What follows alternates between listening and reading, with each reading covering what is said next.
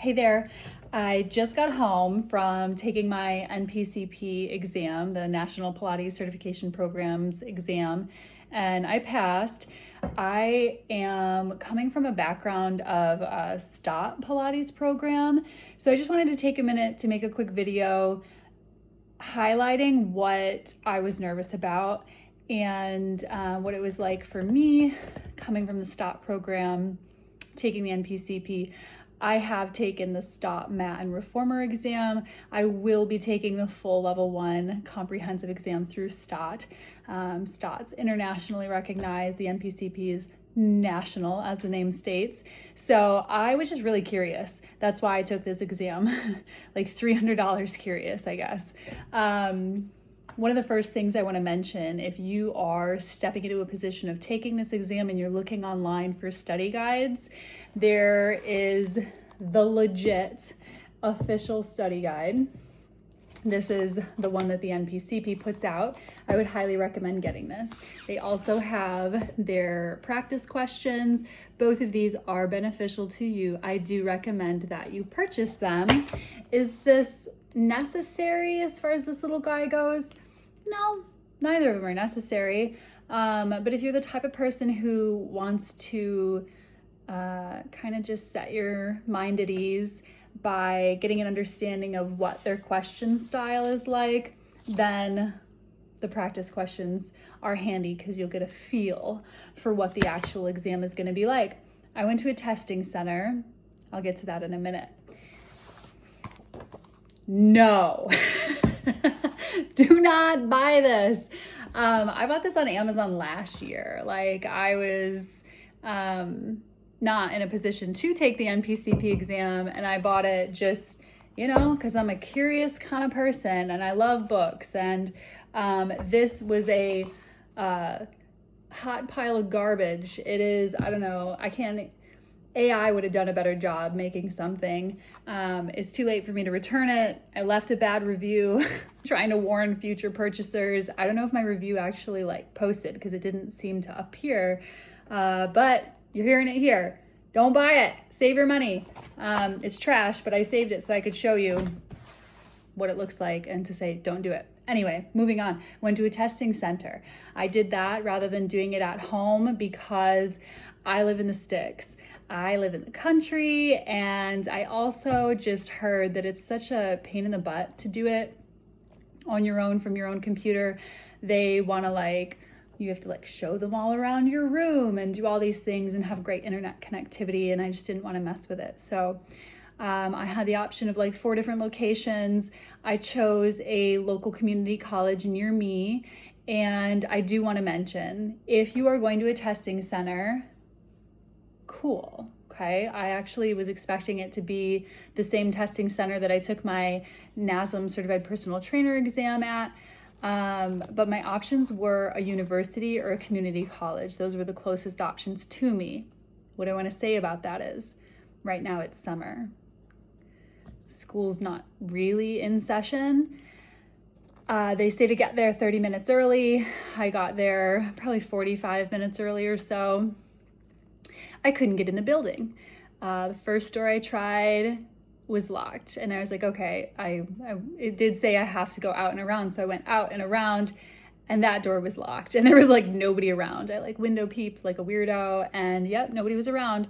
So I went back to the parking garage to get my phone. I'm a little panicky now at this point, because I'd left my phone in my car because you can't have it in there. So I'm well, I'll just leave it in my car. So I'm hoofing it back to the parking garage, get my phone. I go back in the building to where the elevator is, where I initially couldn't get anywhere because the doors were locked and I needed a student ID to scan myself in. And thankfully some random guy was coming up. That's my cat asking to go outside. I was able to get in by way of a person who just happened to be going in the building in that moment. So if you're going to a university or a community college, make sure you're gonna have a way to get inside. They said they normally have a security guard.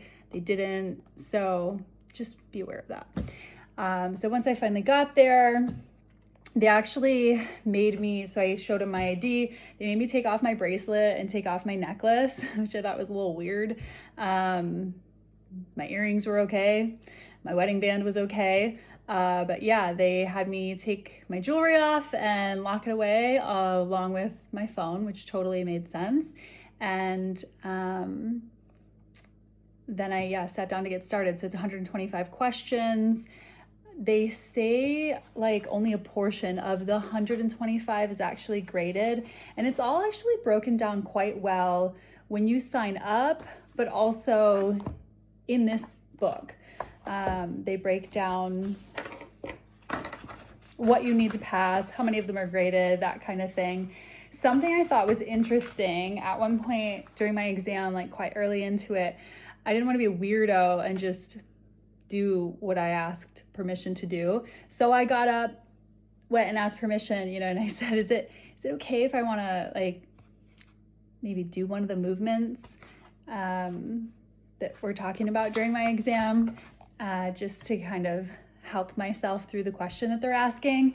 And she told me no.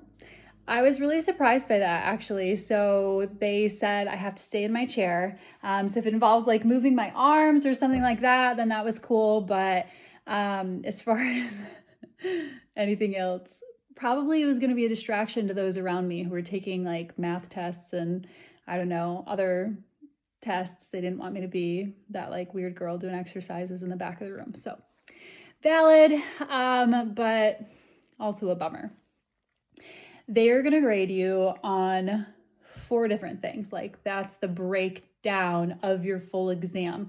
And this is line itemed out in your study guide if you purchase it, which I recommend. And so they're judging you on your critical observation, your teaching, your technical expertise, and your professionalism. I would hope for all of you that professionalism, which, let me back up. Critical observations, 20% of your exam. Teaching's 30%. Technical expertise is 30%. Professionalism is 20%. I hope for all of you that is an easy 20%. It is easy to be professional in what we do. Once you do your exam and you get your final score, they actually give you a score breakdown by category. So they will tell you what percentage you got for each of those, which I think is pretty cool. Things to note coming from the STOT background, there were several exercises that I have never seen in my life. I will be honest with you. And so I was nervous about that. Couldn't imagine that there would be like a whole lot of questions on just one single thing, so I wasn't like too worried about it. But I haven't taken advanced training for STOT. I've just done essential and intermediate. So also know there are advanced moves in this exam and study guide. I have yet to take what STOT refers to as ISP, that is injuries in special populations. I called the NPCP to check in and see if that's a prerequisite. Like, do I need advanced training? Do I need to take the ISP course prior to taking the NPCP exam? I spoke with Ray. Ray said no. He's like, do you know how to modify for somebody with like fibromyalgia? And he, maybe named 1 or 2 other things. And I was like, yeah, okay. And he's like, you're going to be fine. So know that. I think that was helpful. Would it be even more helpful to wait and take this after you take advanced training or ISP? Sure, but I don't have any clients who are going to be capable of advanced repertoire, so I'm not planning on taking that for maybe another year. I have never seen or heard of stomach jumps on the ladder barrel. When I saw that picture in the study guide, I was a little taken aback. I also, the headstand front and back, never have I heard of or seen these in my life. So what I did was I went on YouTube, handy dandy YouTube, Leslie Logan, OPC. I watched Leslie do stomach jumps, and I watched Leslie do the headstand front and headstand back. And that was helpful. And then I made notes for some of them in my study guide as far as, starting position, cueing, like what muscles are probably getting used based on what's happening. And I found that to be very helpful. You do need to know the order of the exercises. So if you don't have the Return to Life book, get it and read it. It's a really quick read. They do have the exercises in the study guide as well. And then crab, I actually didn't learn that in STAT, so I had to look up what crab was. And you need to know like the basics, like superior, inferior, proximal, distal, laterally, rotated, supination, pronation. What do all those words mean? Which those are pretty fundamental. I'm certain you know them. As long as you have physically with your own body been practicing this repertoire, you've had clients that you've been moving through, I think you're going to do well. It is a lot of practical application. So you also need to be aware of, like I mentioned, mods for people who come in with imperfect bodies, which is going to happen. So they really want to make sure that you as an instructor are able to teach in a safe manner and progress clients and modify. So in the study guide, I really appreciated they broke down all the different, let me see which page that's on. Well, so page 20 is the anatomical and movement terms that you need to know, and your program would have given that. You need to know the different posture types, right? So what is kyphosis? What is lordosis? And how do you modify for some of those things? Or maybe like, what are the best exercises? They'll give you some exercises and be like, what's the best for this person? And you, with the knowledge you've built during your practice and study, will answer what the best one is. So page 14 of your study guide is common movement issues and considerations. I found this to be very helpful. Some of this I was given and knew about. I, again, love me some books. So I bought Pilates for Rehabilitation by Samantha Wood.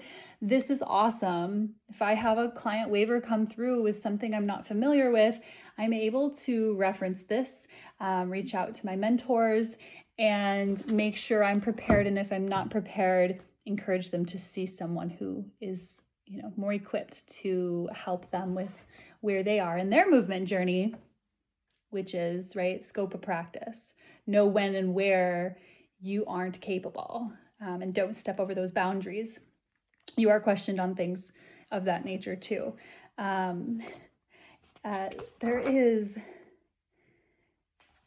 There was something in here that, I had never heard of before. So I was glad to have been introduced to it here.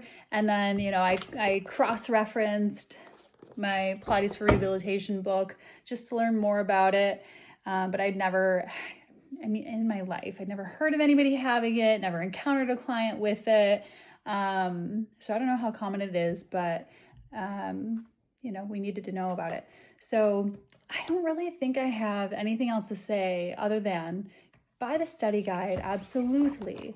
And as long as you know your stuff. And so I've been practicing with clients for 6 months, and I wasn't so sure if I was, ready for this, because I've just been focusing on mat and reformer. I'm quite fresh out of completing my observation hours, physical review, and practice teaching hours for Cadillac chair and barrels.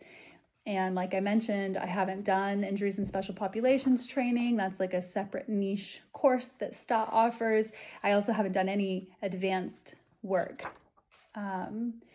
And they do say in here, I wanted to find the words so I could read it, that it was constructed to create one common, this is the exam, okay? The exam was constructed to create one common measure for validating competence for an entry-level Pilates teacher.